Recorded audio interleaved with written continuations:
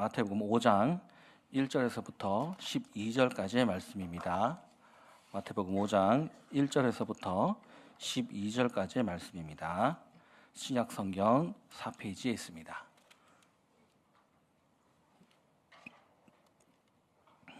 마태복음 5장 1절에서부터 12절까지의 말씀, 제가 먼저 교독하도록 하겠습니다.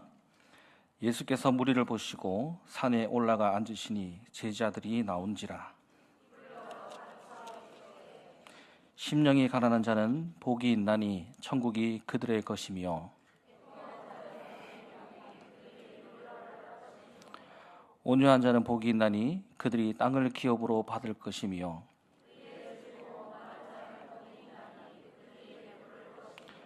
긍휼히 여기는 자는 복이 있나니 그들이 긍휼히 여김을 받을 것이며,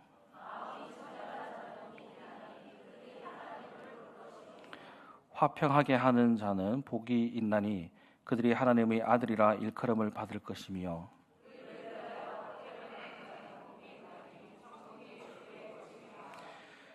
같이 죄송합니다. 나로 말미암아 너희를 욕하고 박해하고 거짓으로 너희를 거슬러 모든 악한 말을 할 때에는 너희에게 복이 있나니 기뻐하고 즐거워하라. 하늘에서 너희의 상이 큼이라. 너희 전에 있던 선지자들도 이같이 박해하였느니라. 아멘.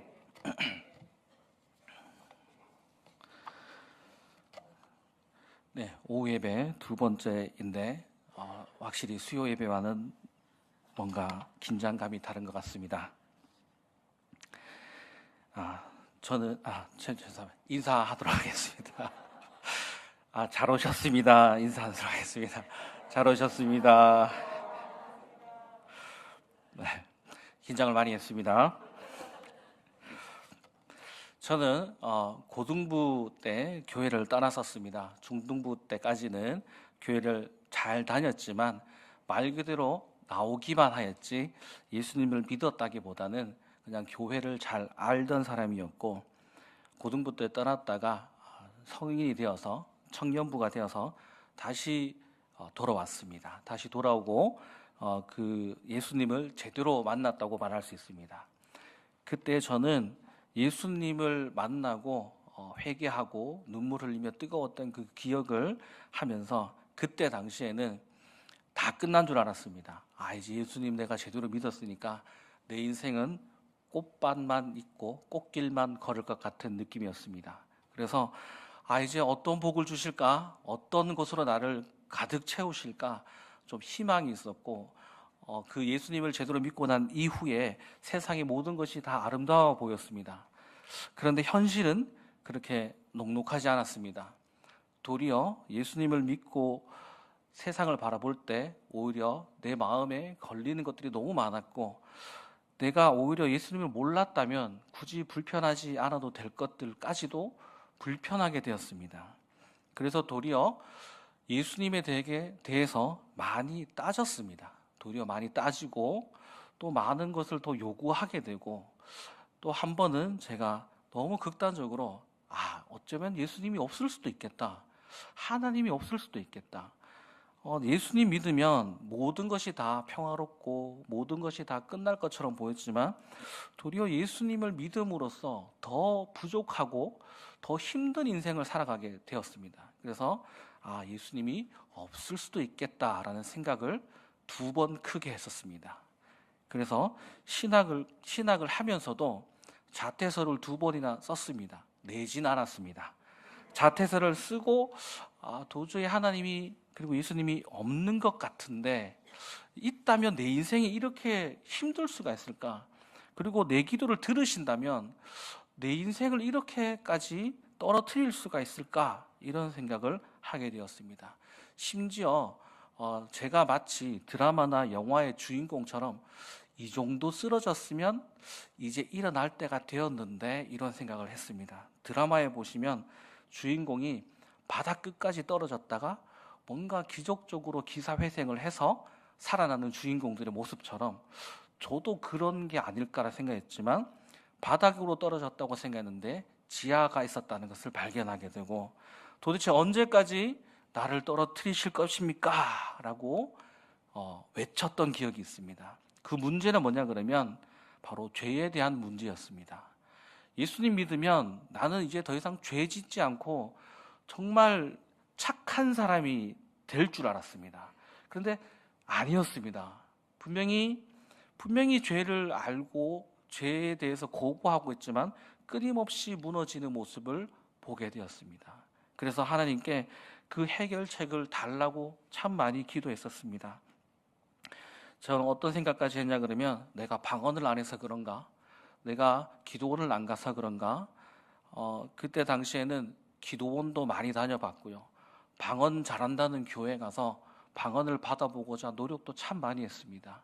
그리고 흔히들 말하는 영빨 좋은 목사님한테 가서 안수 받으면 될까? 이러한 것들로 저의 20대를 한참이나 보냈습니다. 그러면서 도대체 왜 나는 이럴까라는 생각을 가지게 되었습니다. 그리고 오늘 본문을 찬찬히 한번 읽어보면서 그때 당시에 저는 이 팔복을 받는 사람이 또 되고 싶었습니다. 어떻게 하면 심령이 가난하고 애통하는 자가 될 수 있을까? 부단히 그런 사람이 되고자 노력했습니다.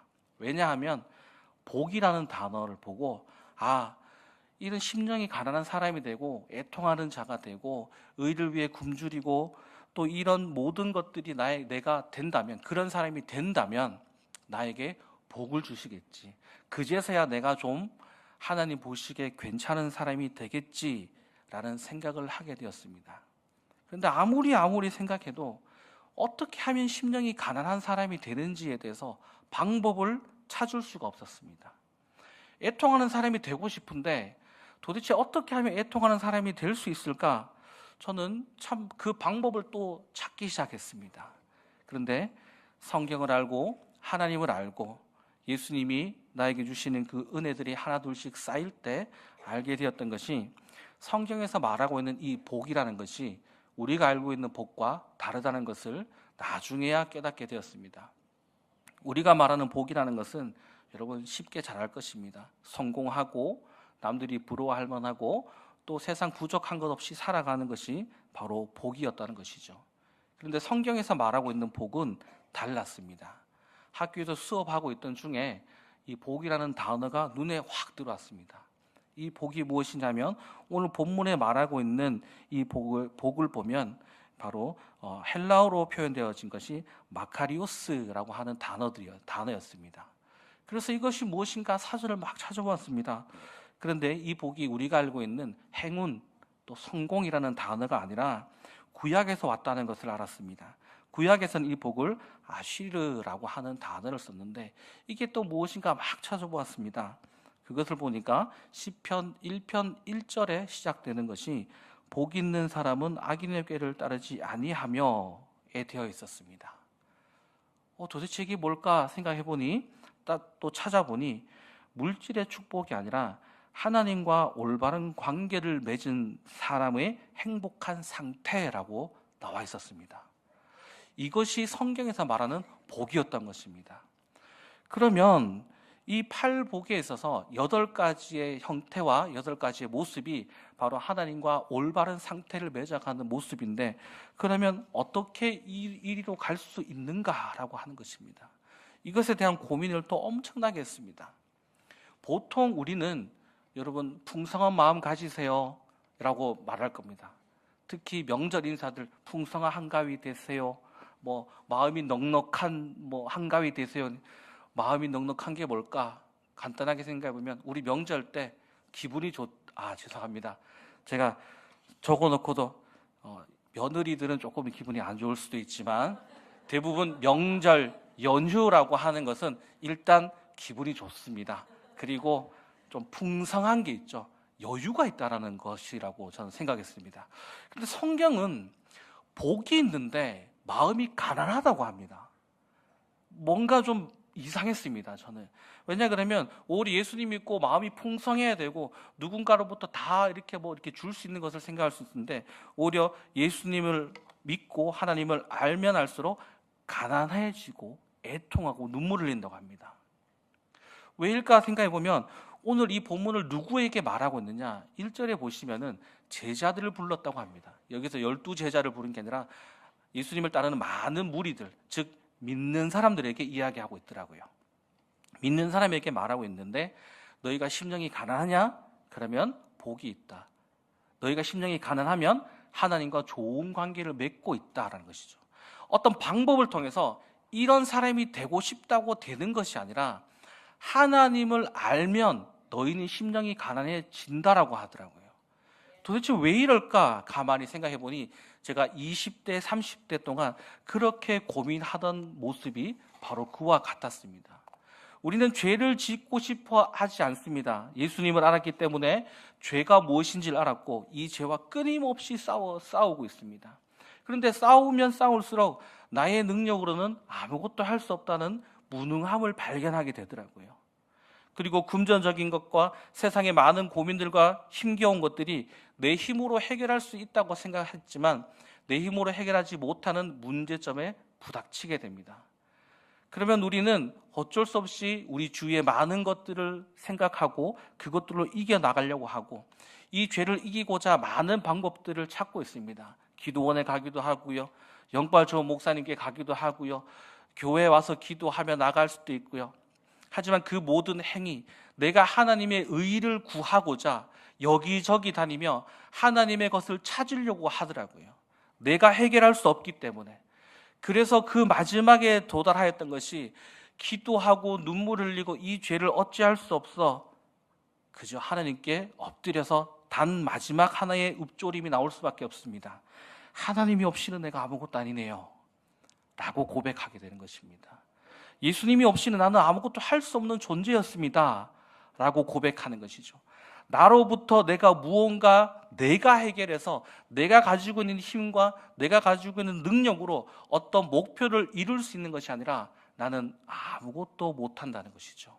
죄 앞에서 그저 쓰러질 수밖에 없고 이 죄를 알게 하신 예수님이 없이는 나는 오늘도 회개할 수 있는 힘이 없다라는 것을 발견한 그 순간이 하나님께 붙어서 떨어지고 싶지 않은 마음이 들게 되는 것입니다. 바로 그것이 심령이 가난한 자라고 하더라고요. 그것을 발견하고 나서 내가 심령이 가난한 자가 되고 싶다고 방법을 내가 찾는 것이 아니라 우리가 하나님께 복을 받았기 때문에 죄가 무엇인지 알고 천국이 주어진 사람이기 때문에 이 죄와의 쓰러진 가운데 하나님을 의지할 수밖에 없는, 세상 모든 방법을 찾아보고 세상의 많은 것들을 찾아보고 어딜 가고 무엇을 해봐도 안 된다는 것을 발견했습니다. 마음의 여유가 없습니다. 마음이 가난할 수밖에 없습니다. 나의 무능함을 보았거든요. 내가 아무것도 아님을 보았거든요. 그러니 꿇어 엎드려 내가 바라볼 수 있는 것이 저 하늘에 계신 하나님밖에 없음을 발견한 자가 심령이 가난하니 그에게는 천국이 있다라고 하는 것입니다.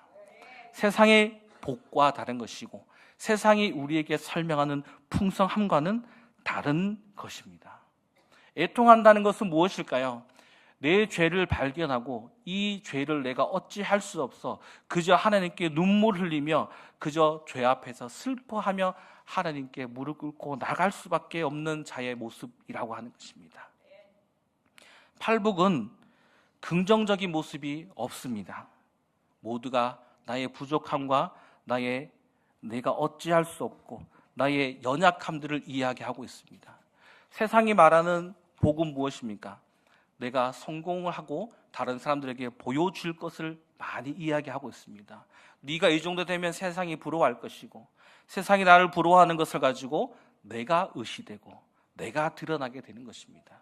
그러나 심령이 가난하고 애통하고 온유하고 의에 줄이고 긍휼히 여기며 마음이 청결하며 화평케 하며 의로 인해 박해받는 자는 나의 것이 드러나는 것이 아니라 나는 죽어 없어집니다. 나의 힘으로 아무것도 할 수 없기 때문에 하나님의 능력이 나를 채워나가고 있는 것입니다. 내가 부족하기 때문에 오히려 하나님이 나를 채우시는 것이죠.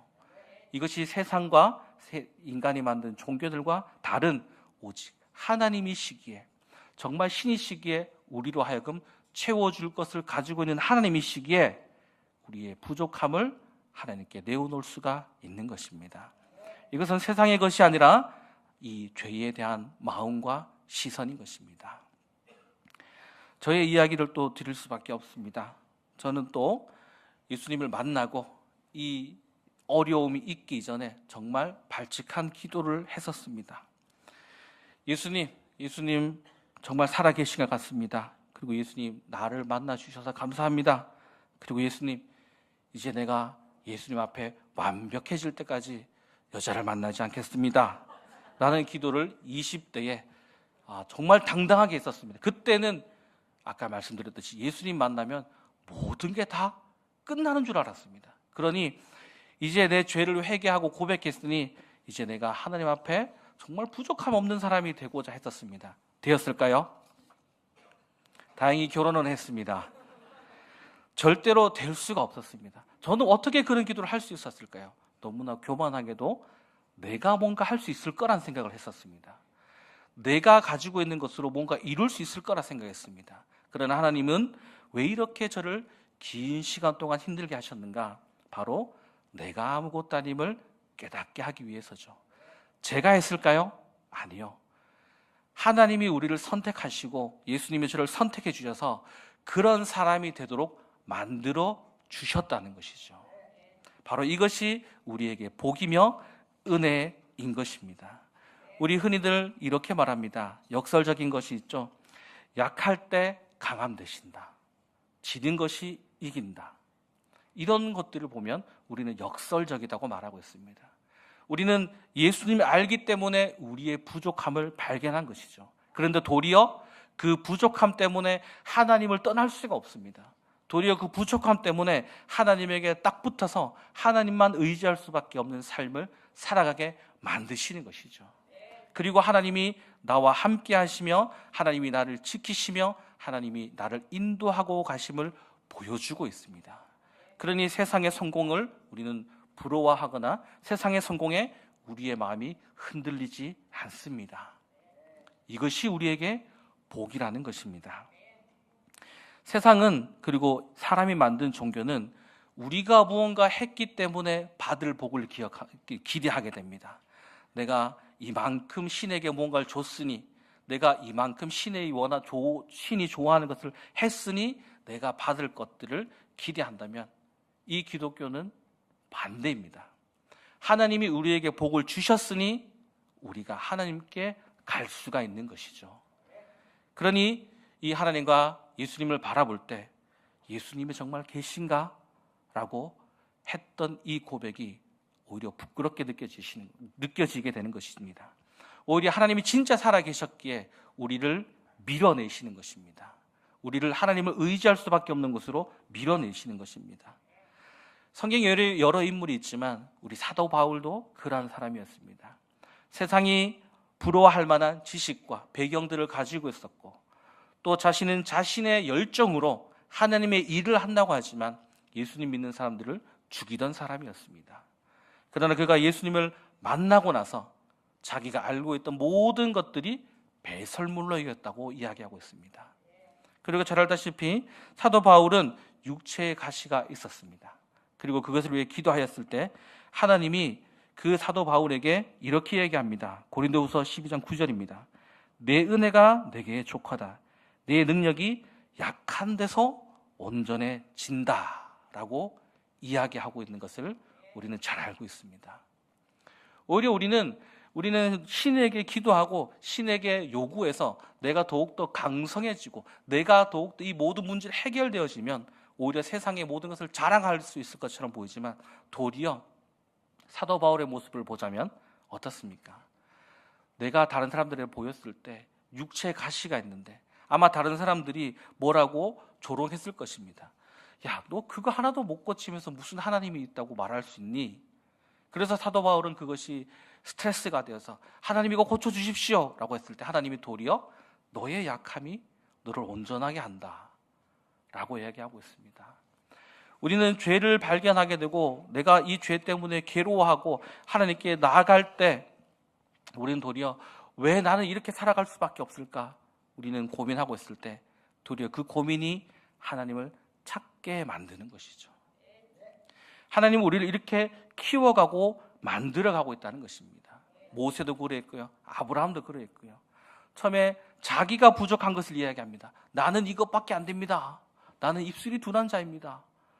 자기가 가지고 있는 자기 시선으로 자기를 바라보았다면 우리는 하나님을 알면 알수록 어떻게 변해갈까요?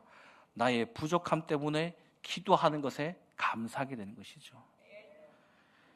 우리는 때로 기도하고 그 기도의 것으로 우리의 필요를 채우기도 합니다. 당연히 기도하셔야죠. 그러나 우리의 근본, 우리의 죄인된 습성, 우리가 죄인일 수밖에 없어 하나님을 떠나지 못하는 그 상황을 하나님께 도리어 감사하고 나아갈 수 있다는 것입니다. 그러니 우리는 세상이 우리에게 너네가 무엇을 가졌느냐라고 질문하거나 우리가 가진 것을 가지고 우리를 평가할 때 우리는 거기에 넘어가지 않습니다. 오히려 이 결핍이 나에게 힘이 되는 것이죠. 우리의 부족함이 있을 때 하나님의 채우심을 우리는 보고 있는 것이죠. 세상이 모르는 하나님과 평화롭게 관계를 맺고 있는 진짜 복을 우리는 가지고 있는 것입니다. 세상은 많은 사람들과 경쟁하고 세상에 있는 것들을 가지고 등급을 매기고 있습니다. 그래서 우리도 때로는 유혹에 빠집니다. 하나님 나에게 이거 주면, 하나님 나에게 저거 주면 내가 기도해서 이거 받았다고 이야기하려고 합니다. 하나님 나에게 이 좋은 것을 주면 교회 다니는 사람이 이렇게 할 수 있다는 것을 보여주게 해주십시오라고 기도할 때가 있습니다. 제가 그렇게 했었습니다. 일전에 설교 때 말씀드렸듯이 하나님 나에게 로또를 주시면 하나님의 은혜로 로또에 당첨되었다고 고백하며 나가고 11조도 하고 저는 차 한 대만 바꾸고 나머지 다 건축원금을 하겠습니다. 주셨을까요? 안 주셨습니다. 은혜인 것이죠. 제가 만약 거기에 당첨됐다면 제가 생각해도 저의 모습이 그려집니다. 정말 건축원금을 다 냈을까요? 안 냈을 것 같습니다. 차만 한 대 바꾼다고 얘기했습니다. 비싼 차를 샀을 거라고 저는 상상이 됩니다. 그리고 이렇게 얘기하겠죠. 기도하니 주셨다. 물론 맞습니다. 하지만 그 주신 것의 자랑이 세상이 바라보았을 때 싸울 만한 무기를 준 것이죠. 세상이 바라보았을 때 좋아할 만한 것들. 그러면 그걸 보고 하나님, 믿지 않는 사람들은 하나님을 어떻게 생각할까요? 물질적인 것과 내 생활을 채우시는 하나님으로밖에 보지 못한다는 것이죠. 근데 기독교는 어떤 종교입니까? 우리의 삶을 풍성하게 채워주시기도 합니다. 우리의 필요를 채워주시죠. 그러나 근본적으로 예수님이 오신 이유는 뭘까요? 우리가 잘 먹고 잘 살기 위함이 아니라 우리가 죄인이라고 하는 것을 발견하게 만들어서 우리가 어찌할 수 없는 이 죄의 문제들을 하나님 앞에 내어놓기 위한 것이 바로 이 교회, 이 하나님, 예수님이 오신 진정한 목적이라는 것이죠. 세상 사람들은 우리를 조롱할 수 있습니다. 죄송한 표현일 수 있습니다. 혹여나 이 상황에 있다면 죄송한 표현일 수 있지만 제가 많이 들었던 주위의 조롱거리였습니다. 예수 믿는데 암이 걸릴 수 있니? 너네 예수 믿는다면서 왜 아프니?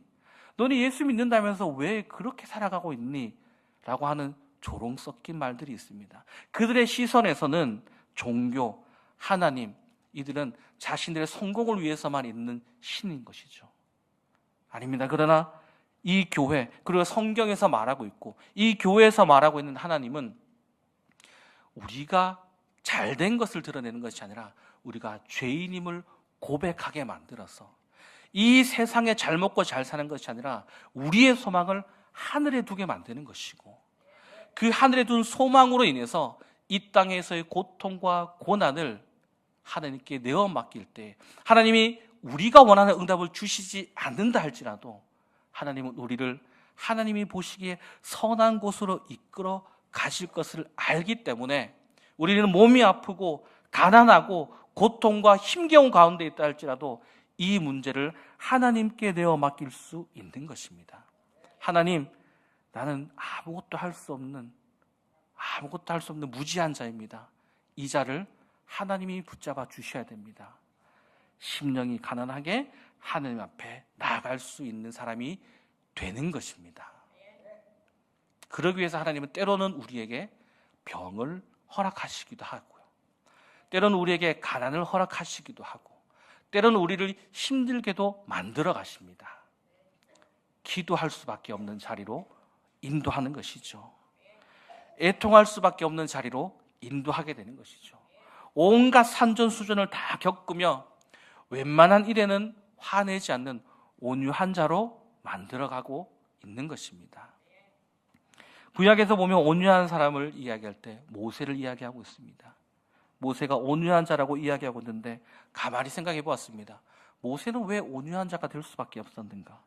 모세를 생각해 보자면 하나님이 부르신 그 자리부터 이스라엘 백성을 이끌고 갈 때 보면 온갖 고통을 다 당했습니다. 모세가 잘못한 것도 아닌데 모세가 막 욕먹었습니다. 물을 달라, 먹을 걸 달라. 그 이스라엘 백성들의 온갖 불평과 불만을 다 받아들고 하나님 앞에 나갔던 사람입니다. 그러니 이 사람이 웬만큼 어려운 거 와가지고는 화가 나지도 않을 정도로 고생을 했던 사람이죠. 근데 그 모세가 왜 그런 고생을 했을까요? 하나님이 부르셨기 때문에. 하나님의 사명을 감당하다 보니 얼마나 억울한 일을 당했습니까?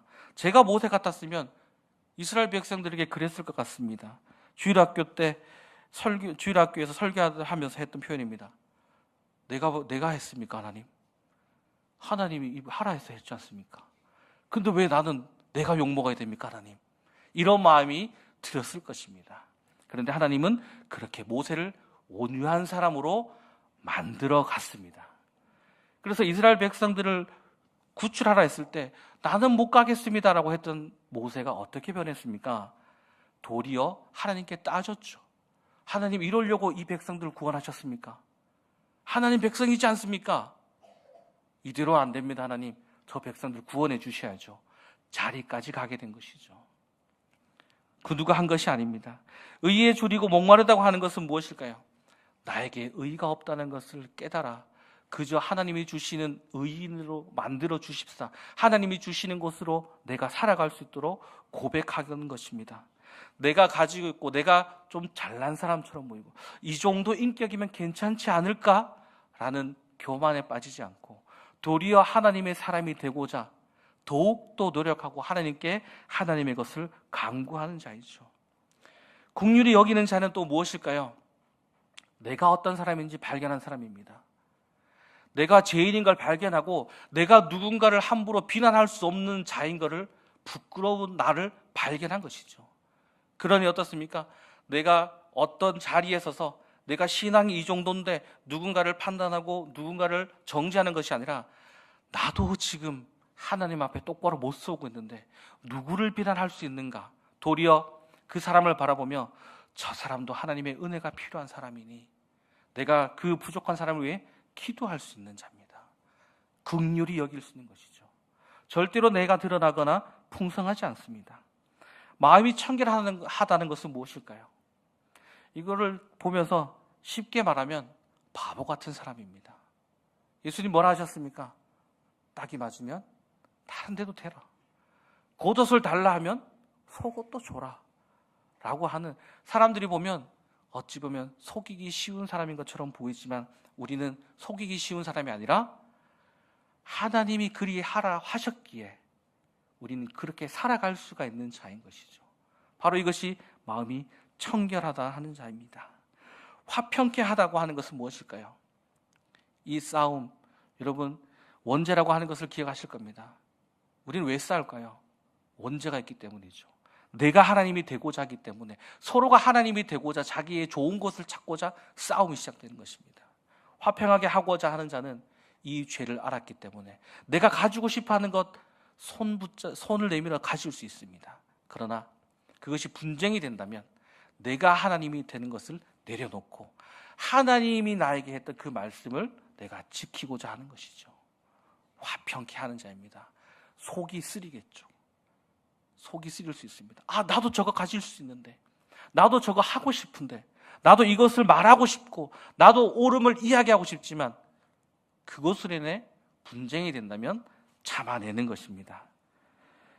조금 우스갯소리로 말하면 화병 걸릴 것 같은 그러한 상황에서도 화평을 위해서 참아내는 것이죠. 우리는 운전하면서 주로 그런 상황들을 많이 겪습니다. 말씀만 드리지 않아도 잘 알 겁니다. 갑자기 차선을 바꾸거나 신호를 무시하거나 갑자기 뭔 일이 생기면 우리도 모르게 본능적으로 화가 나올 수 있습니다. 혼자 운전할 때도 그럴 수 있습니다. 바로 그러한 자리에서도 늘 올라오는 화를 누르고 하나님이 원치 않는 것이기에 우리는 참아내는 것입니다. 보통 힘든 것이 아니겠죠. 그리고 의로 인해 박해받는 자가 나옵니다. 하나님을 위해서 우리는 박해받을 수 있는 자라고 이야기하고 있습니다. 요즘은 그런 게 없지만 우리 믿음의 신앙의 선배들은 하나님의 것을 지키기 위해서, 하나님의 옳음을 위해서 박해를 받았습니다. 누가 봐도 불법적인 상황입니다. 우리 친구들과 우리 만남과 회사에서 만남 가운데 우리는 여러 관계들을 맺고 있습니다. 그런데 누가 봐도 나쁜 짓을 하고 있어요. 같이 하자고 합니다. 그럴 때 우리는 아니, 난 같이 안 해. 왜 같이 안 하는데? 나 예수 믿어. 라고 했을 때 그 친구들이 어떻게 말할까요? 비웃죠. 조롱하죠. 그런데 하나님의 의를 위해서 그 조롱을 견뎌내야 되는 것입니다. 예수 믿기 때문에 불법을 행하지 않는 것이고, 예수 믿기 때문에 이 편법에 조금을 더하면 내가 받을 수 있는 이익이 있지만 그 이익을 참는 것이죠. 하나님의 의를 위해서. 이 모든 것들이 어떨까요? 스트레스 받는 상황입니다. 힘든 상황입니다. 어려운 상황이죠. 그러나 이 모든 것이 우리가 천국을 바라볼 수 있는 자가 되었고 예수님을 아는 자이기에, 하나님을 아는 자이기에 우리는 이 자리로 들어갈 수가 있는 것입니다. 우리의 능력이 아니라 하나님이 우리를 그렇게 바꾸어가고 만들어 가시는 것입니다. 그리고 오늘 읽었던 이 본문 뒤에 무엇이 나오느냐? 빛과 소금에 대한 이야기가 나옵니다.